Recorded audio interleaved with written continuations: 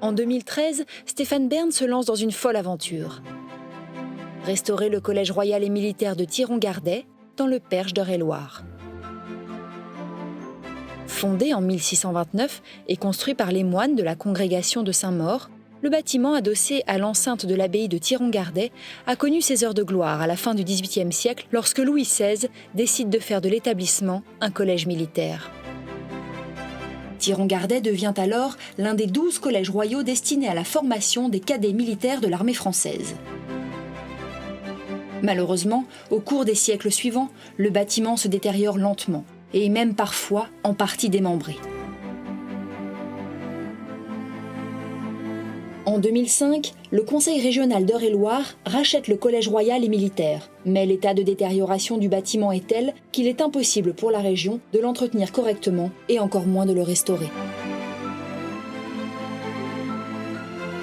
En 2012, Stéphane Bern visite le collège royal et militaire et le coup de cœur est instantané pour le passionné d'histoire. François, cette porte aussi elle est jolie. Stéphane n'aura plus qu'une idée en tête, le racheter pour lui redonner une seconde vie.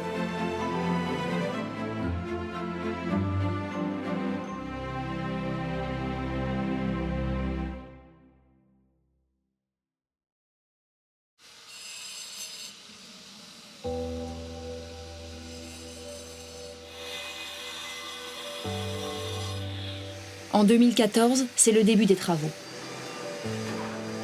Le bâtiment n'a plus ni eau ni électricité. La toiture et la charpente sont à l'agonie. Les pierres, souvent rongées par le temps.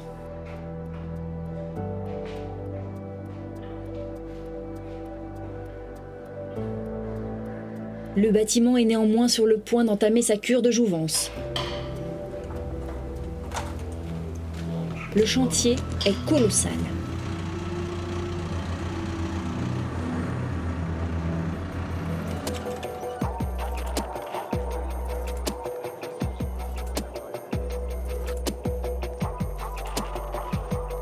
Afin que la restauration soit faite dans les règles de l'art, les architectes des monuments historiques sont consultés à différents stades du projet. Chaque détail compte, de la toiture au sol, en passant par les huisseries, chaque élément doit être refait selon un cahier des charges précis.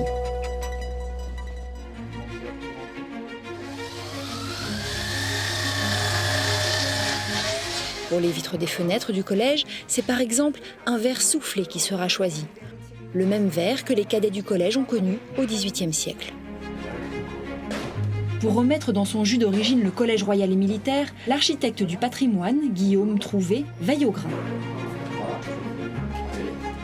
Des enduits à la couleur des volets, rien ne devra dénoter et lorsque celui-ci inspecte les cloisons de la bâtisse, il sait déjà parfaitement ce qu'il va advenir de ces murs vieux de plusieurs siècles. Et ça c'est quand même intéressant parce que ça montre vraiment la méthode constructive du XVIIIe siècle, mais en fait qui n'a pas évolué depuis le Moyen-Âge. C'est du latis de châtaignier avec de la terre tout simplement et de la paille. Et ça n'a pas bougé. C'est très très efficace. Et ça on va le conserver. Bah oui, parce que si tu retires ça, il faut reconstruire un mur. Donc on ne va pas construire un mur en placo-plâtre alors qu'on a quand même des murs qui ont près de 3 siècles d'existence. Donc aller détruire un mur qui a toujours tenu jusqu'à maintenant pour reconstruire un mur dont on ne connaît pas la durée, c'est dommage. Pendant 2 ans et demi, 50 artisans, compagnons et ouvriers des métiers d'art vont se succéder afin de mener l'entreprise de rénovation à son terme. Charpentiers, couvreurs, tailleurs de pierre, mais aussi électriciens et plombiers vont contribuer jour après jour à cette entreprise de sauvetage d'un patrimoine immobilier unique. Les toits des 2 bâtiments composant le collège vont être entièrement refaits à neuf et à l'identique. 600 mètres carrés de toiture entièrement rénovés par un couvreur de la région et son équipe. Ils réussiront à récupérer le tiers des tuiles existantes qui seront déposées une à une, brossées, puis redéposées afin d'obtenir un résultat fin et harmonieux. 4 couleurs de tuiles différentes seront ajoutées par l'équipe de Frédéric Frère. Au total, 36 000 tuiles passeront entre les mains des artisans couvreurs dont le travail sur le collège royal et militaire sera récompensé par le trophée à Léonard.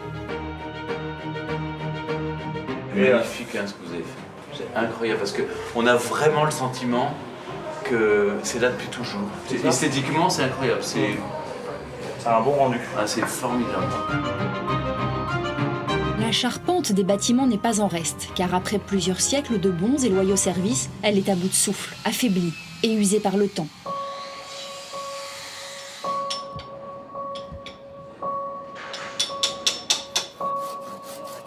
Pour la restaurer, il faudra tout le savoir-faire d'une équipe de charpentiers passionnés. On a récupéré ce qu'on pouvait récupérer, c'est-à-dire ce qui était encore en état, et essayer de garder quand même l'âme de la charpente et garder un maximum de pièces d'origine. Là, on a pu conserver toutes les fermes et simplement changer les jambes de force, certains arbalétriers, c'est-à-dire c'est la pièce là qui fait le triangle, la pièce du dessus. Et puis vous le voyez pas trop et c'est le but du jeu, mais tout ce qui a été modifié quand on a pu, on a utilisé du vieux bois, ce qui fait qu'on n'a pas l'impression que ça a été changé. C'est l'idée quand on fait de la réno comme ça. Et c'est aussi à travers ce savoir-faire unique que le sauvetage d'un patrimoine comme le Collège royal et militaire prend tout son sens. Une maîtrise ancestrale du geste dans ces métiers d'art qui se transmet de génération en génération et témoigne de la virtuosité artisanale française. On essaye de voir ce qui est cohérent par rapport à la structure et puis de penser comme les charpentiers qui ont travaillé à l'époque, quoi. C'est un métier qui n'a absolument pas évolué depuis 2000 ans. Donc grosso modo, si moi je me dis ça, le charpentier il y a 200 ans il s'est dit la même chose. Voilà, on travaille de la même manière, donc on se comprend. Par exemple, tout avait baissé de 30 cm comme ça. En remettant la première en place, en fait, on a retrouvé tous les assemblages. Et donc, ils avaient bien travaillé. Ça a bougé, mais ils avaient bien travaillé. Des techniques qui n'ont également pas changé pour les ouvriers bâtisseurs. Chaque pierre du collège qui a dû être remplacée l'a été selon des règles anciennes. Retaillées dans la masse par une entreprise locale, elles ont été retravaillées une par une sur place par des tailleurs de pierre issus de la grande lignée du compagnonnage.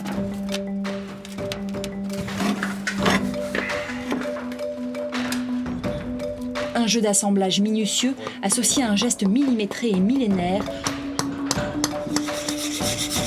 ont permis aux murs du collège de retrouver leur patine d'antan. Mais les travaux de rénovation réservent parfois leur lot de surprises.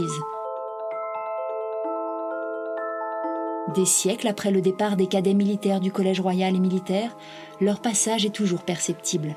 On a tous les graffitis des élèves de l'école, principalement leur nom, et puis ils signent, et puis ils mettent leur date. Il y a beaucoup de 1789, 1760. Le propriétaire désire garder toute trace d'histoire de ce bâtiment. Donc nous, notre travail consiste à conserver ce mur qui contient tous les graffitis. Et parfois, un objet témoin du passé illustre du collège ressurgit de nulle part. C'est ce qu'on appelle le cintre à moustache, qu'utilisaient les gradés pour suspendre leurs uniformes. On l'a trouvé dans le bâtiment. Donc c'est peut-être ça a servi à un de ceux qui ont signé. Et pour Stéphane Bern, cet objet représente bien plus qu'une simple antiquité. Il est le premier objet collecté pour son projet de musée. Le Collège royal et militaire et l'église abbatiale ont eu un destin commun. Le bâtiment annexe, qui fut un temps salle de classe puis transformé en étable, sera entièrement rénové et consacré à leur histoire.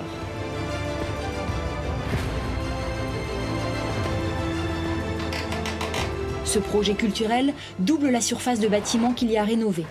Mais les travaux du logis attendront un peu. Les artisans mettent les bouchées doubles pour que le musée ouvre plus vite. Une équipe de conservateurs vient en parallèle pour immortaliser les graffitis du collège qui feront partie intégrante de la scénographie du musée.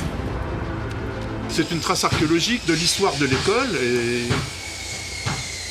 donc c'est une importance relative, mais Stéphane Bern est très attaché à conserver toutes les traces de l'histoire de sa maison. Donc il ne veut absolument rien perdre, ce qui est tout à son honneur, parce qu'il veut les présenter au public dans son futur musée, les moulages que l'on va faire de ces graffitis. Ces graffitis vont être recouverts par des enduits. Et donc d'où la nécessité d'en prendre une empreinte avant que ce soit caché.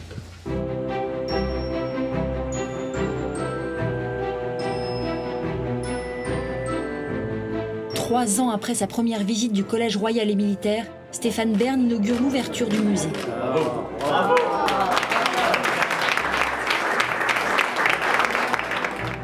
Le bâtiment principal n'est pas encore tout à fait fini et de nombreux aménagements restent encore à faire, mais l'œuvre d'une vie, quand même à le dire son propriétaire, ouvre enfin ses portes. Et le public peut désormais découvrir ce bout de patrimoine français si longtemps oublié.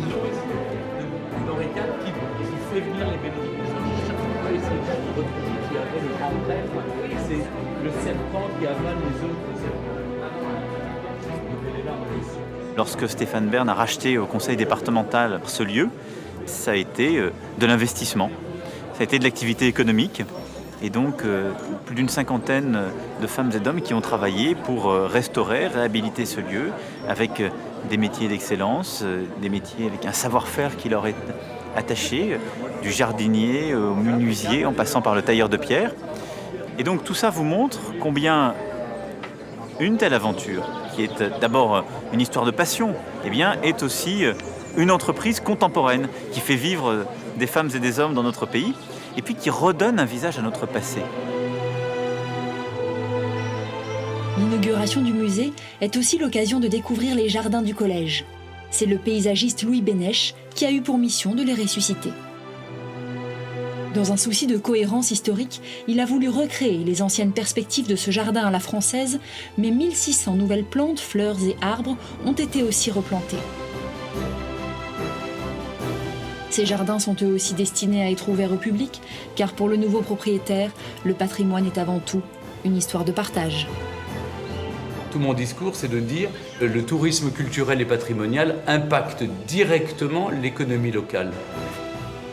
La culture et le patrimoine, c'est le pétrole de la France.